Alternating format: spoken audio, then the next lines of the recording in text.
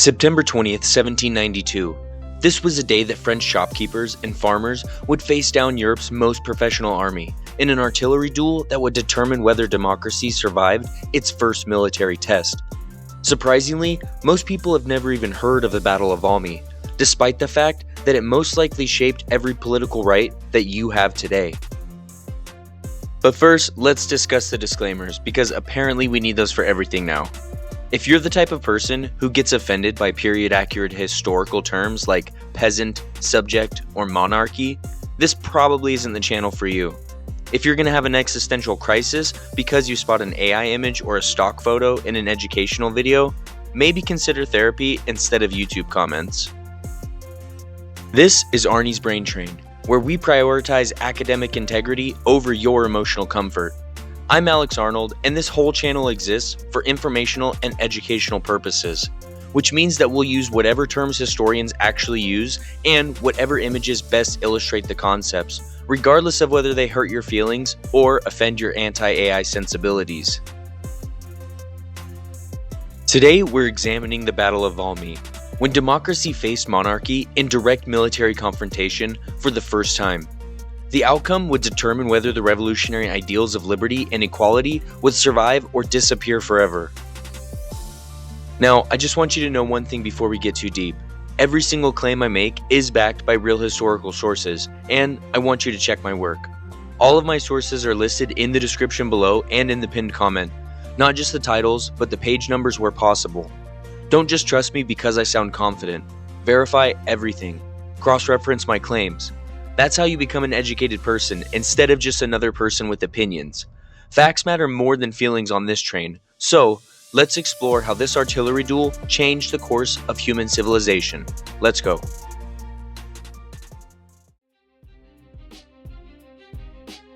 To understand why Valmy was so earth-shattering, we need to grasp just how utterly terrified Europe's kings were in 1792. Picture this. You're a monarch who believes God personally chose you to rule millions of people, and suddenly, your neighbor's subjects are chopping off royal heads and declaring that kings are just fancy-dressed parasites. The French Revolution hadn't just killed Louis XVI. It had unleashed an idea so dangerous that it made every crowned head in Europe lose sleep. Think about this from a king's perspective. For over 1,000 years, European society was built on a simple, unshakable premise. God chose kings to rule, nobles to serve them, and everyone else existed to work, pay taxes, and die quietly. This was more than just politics. This was the entire foundation of civilization as they knew it. Suddenly, French peasants who couldn't even read were declaring that all men were created equal and that governments derived their power from the consent of the governed. This wasn't just rebellion. This was ideological warfare that threatened to topple every throne in Europe like dominoes. If French farmers could govern themselves, what was stopping German peasants or Italian shopkeepers from getting the same dangerous ideas? The very concept of hereditary monarchy was under attack, and with it, the entire social order that had kept Europe stable for centuries. The Holy Roman Emperor Leopold II and Prussia's Frederick William II weren't just concerned neighbors watching a domestic dispute. They were fighting for their very survival as legitimate rulers. If French revolutionary ideas spread, their own subjects might start getting dangerous notions about liberty, equality, and fraternity. According to historian Simon Schama in Citizens, A Chronicle of the French Revolution, European monarchs viewed revolutionary France like a contagious plague that had to be quarantined before it infected their own kingdoms and sparked copycat revolutions. By early 1792, Austria and Prussia had formed the First Coalition, determined to crush the revolution and restore the old order before this democratic disease could spread. They believed this would be easy. After all, France was in complete chaos. The royal army had collapsed, experienced officers had fled the country to join the enemy, and the new revolutionary government was executing anyone who looked at them sideways, including many of their own leaders.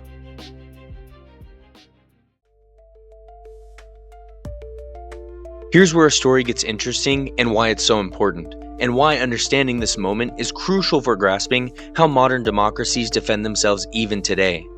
It's important to remember that sometimes revolution becomes necessary when existing systems fail to serve the people, a principle that shaped both the French Revolution and the American founding. The French army that would face Europe's professional military machine wasn't really an army at all by any traditional standards. Just imagine this scene in your head. Shopkeepers from Paris marching alongside farmers from Normandy, lawyers who'd never held a sword suddenly turned into officers overnight, and former servants now carrying muskets as equals to men who used to own them. The old French royal army had completely disintegrated when aristocratic officers fled to join the enemy coalition, taking their military expertise, battle plans, and knowledge of French defenses with them. What remained was held together by nothing more than revolutionary fervor and the desperate knowledge that defeat meant the guillotine for everyone involved. So now here's the incredible part. The revolutionary government had issued something called the levée en masse, essentially the world's first military draft based on citizenship rather than feudal obligation or mercenary contracts. Every able-bodied man was called to defend the nation, not because a king commanded it, but because they were now citizens with a stake in their own government. According to military historian David Bell in The First Total War, this created something entirely unprecedented in European warfare. An army that genuinely believed it was fighting for principles rather than just following orders or earning pay. Let's just think about what that would mean psychologically. These weren't professional soldiers who fought because it was their job. These were bakers and blacksmiths and teachers who had chosen to risk everything for ideas that they believed in. They had skin in the game in a way that mercenary armies never did. But belief doesn't stop cannonballs, and everyone knew it. As the Prussian army, led by the legendary Duke of Brunswick, victor of countless battles, advanced through the Argonne Forest, even French generals wondered if their citizen soldiers would stand and fight or break and run when faced with Europe's most disciplined and experienced troops. The Prussians had defeated every professional army that they'd encountered for decades. What chance did the French amateurs have? The stakes could not have been higher. If the French Revolutionary Army collapsed, democracy itself might have died in its infancy in 1792, potentially delaying human political evolution by centuries. Everything we take for granted today about individual rights, representative government, and popular sovereignty hung in the balance on that September morning.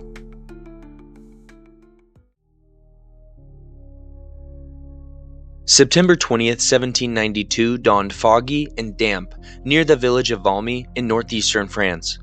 What happened next defied every military expert's predictions and changed the course of human history. Though you might be surprised to learn that it barely qualified as a battle at all by traditional standards. The Prussian army, 35,000 strong and considered the finest military force in Europe, advanced expecting to scatter the French like leaves in the wind. These weren't just any soldiers, they were the inheritors of Frederick the Great's military legacy, drilled to perfection and veterans of successful campaigns all across Europe. They faced about 52,000 French troops, mostly volunteers who'd never seen combat, led by generals who'd learned their trade from textbooks rather than battlefields, many of whom had just been promoted based on revolutionary loyalty rather than military competence. But then the story takes yet another unexpected turn that reveals something profound about human nature and political power. Instead of the traditional clash of infantry formations charging with bayonets or cavalry charges that decided most 18th century battles, both armies largely stood apart and bombarded each other with artillery for most of the day. This wasn't the glorious combat that military academies taught. It was a grinding, terrifying test of nerve and willpower. But the real shock came when the French lines held under fire. These ordinary citizens didn't have years of drill and discipline beaten into them. They believed that they were defending their newfound freedom. When Prussian cannonballs tore through their ranks, killing and maiming men who had just months before been working in shops and fields, they didn't break and run as everyone expected. Instead, they reformed their lines, shouted "Vive la Nation!" and kept fighting with a determination that stunned observers on both sides. According to Thomas Carlyle in The French Revolution: A History, Duke of Brunswick watched in growing amazement as his veteran troops made half-hearted attacks that the French citizen soldiers repelled with surprising effectiveness. This psychological impact was devastating for the coalition forces. If common French citizens could stand up to Prussia's elite army, what did that say about the divine right of kings to rule over such people? But this is the part that really matters for understanding how this changed everything. The Prussians weren't just losing a battle. They were witnessing the birth of something entirely new in human warfare. They were seeing ordinary people fight with the dedication that previously only came from religious fanaticism or desperate survival, but now channeled through political principles and national identity. By evening, the Prussians began their retreat, not because they'd suffered a crushing military defeat in terms of casualties, but because they'd witnessed something that shattered their fundamental assumptions about warfare, politics, and human nature. Ordinary people fighting as equals for principles they had chosen to believe in, rather than orders that they were forced to follow.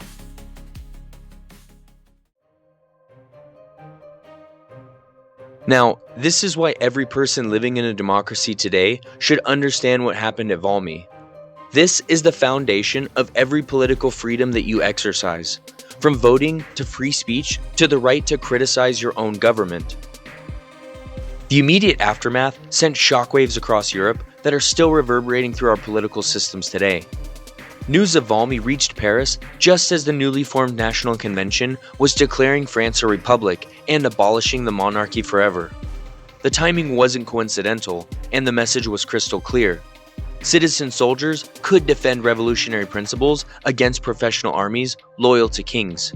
Democracy wasn't just a philosophical theory anymore. It was a practical reality that could defend itself militarily. Johann Wolfgang von Goethe, the famous German writer who witnessed the battle firsthand, reportedly told his fellow Prussians that night, "From this place and from this day forth begins a new era in the history of the world." He wasn't being dramatic or poetic. He was making a cold, analytical observation about what he'd just witnessed.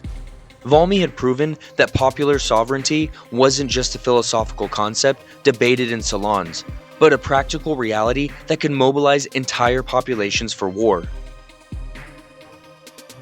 But the real implications go so much deeper than just military tactics.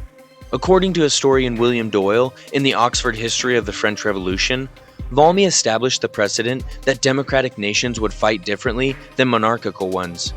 Citizens defending their own freedoms, their own chosen government, and their own political principles proved more motivated and resilient than soldiers simply following royal commands or fighting for pay. This principle would echo through American history as well. From citizen militias in the War of 1812 who defeated British professional troops, to drafted armies in both world wars who fought fascism and authoritarianism, to modern volunteer military forces. Every time a democracy has faced existential threat, the spirit of Valmy has emerged. Ordinary people becoming extraordinary defenders of their freedoms because they have a personal stake in the outcome. Just remember that the next time that you hear a politician talking about defending democracy, they're not trying to use empty rhetoric, they're attempting to invoke a tradition that literally began on that muddy field in 1792. Where, for the first time in human history, common citizens proved that they could defend political principles with their lives.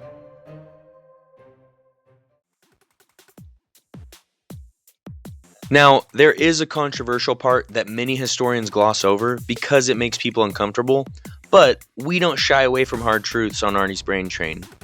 Valmy didn't just save the French Revolution, it inadvertently created the monster of modern nationalism that would consume Europe for the next 2 centuries and continues to shape global politics today. When those French citizen soldiers stood their ground against Prussian artillery, they weren't just fighting for abstract political principles like liberty and equality. They were fighting as Frenchmen defending France, creating the template for national identity that would inspire both liberation movements and some of the most devastating wars in human history. This is the double-edged sword of democratic nationalism that we're still dealing with today. The victory at Valmy launched what historian David Bell calls the era of total war. Conflicts where entire populations mobilize for causes that they believe transcend individual survival. This was both democracy's greatest strength and its most dangerous weakness. Democratic societies could field larger armies and sustain longer conflicts because their citizens genuinely believed in what they were fighting for. But this same fervor could also justify horrific violence against anyone who didn't share their values. Within months of Valmy, French revolutionary armies were marching across Europe, claiming to liberate other peoples from monarchical oppression while often conquering and occupying them. The same democratic fervor that created citizen soldiers also justified imposing French revolutionary values on neighbors who hadn't asked for liberation. Sound familiar?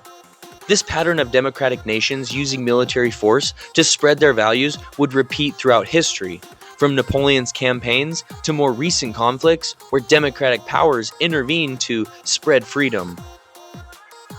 According to François Furet, in interpreting the French Revolution, Valmy established a paradox that would haunt democratic movements for centuries, fighting for universal human rights while simultaneously asserting national superiority. The French weren't just defending their revolution, they were convinced that they were defending the future of human civilization itself, which gave them moral justification for conquering anyone who opposed them. The tension between democratic ideals and nationalist practice would fuel conflicts from the Napoleonic Wars through both world wars, and continues today in debates about military intervention, cultural supremacy, and the right of democratic nations to impose their values on others. Every time you hear politicians talk about defending democracy abroad or spreading freedom through military action, you're hearing echoes of Valmy.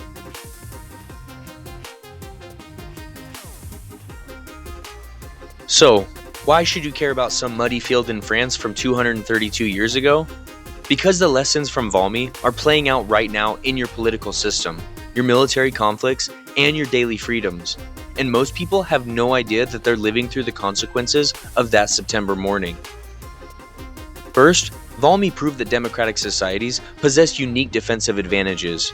Citizens fighting for principles that they choose to believe in consistently outperform subjects following orders that they never questioned. This reality has shaped military strategy for over 2 centuries and explains why authoritarian regimes often struggle against determined democratic resistance. Second, Valmy demonstrated that political ideas have military consequences. The revolutionary concept that legitimate government requires popular consent didn't just change how people thought about politics, it changed how they fought wars, defended territory, and organized society. But third, and perhaps most importantly for us today, Valmy revealed democracy's double-edged nature. The same popular energy that can defend freedom can also justify aggression. The same citizen soldiers who heroically defended their revolution would soon march across Europe, imposing their values on others. The battle that saved democracy in 1792 also launched the age of ideological warfare, where conflicts aren't just about territory or resources, but about competing visions of how human society should organize itself. Sound familiar? From the Cold War to today's cultural and political divisions, we're still living with the consequences of that September day, when democracy learned that it could fight.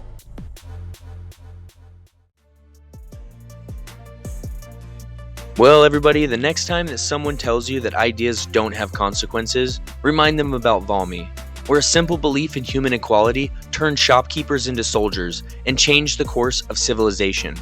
That's the power of understanding history.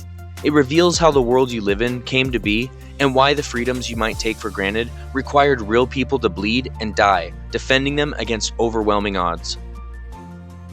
But more than that, Valmy teaches us that democracy isn't a natural state of human society. It's something that has to be actively defended by ordinary people willing to fight for principles that they believe in. Every generation has to earn its freedom again, and understanding how previous generations did it gives us the tools to defend our own. If this deep dive into democracy's defining moment fired up your neurons and made you see the world differently, then smash that subscribe button and join ARNIE'S Brain Train for more weekly adventures through history's most mind-bending moments. Hit the notification bell so you never miss out on any of our journeys into the uncomfortable truths that shaped human civilization. All of my sources are listed in the description below because the facts matter more than your feelings. and truth is always worth the journey, no matter how challenging it might be. Finally, what historical battle do you think changed the world more than most people realize? Drop your thoughts in the comments below, share your own controversial historical takes, and remember, the world isn't always this simple, but it's always this interesting. All aboard. We'll see you guys next time. Bye.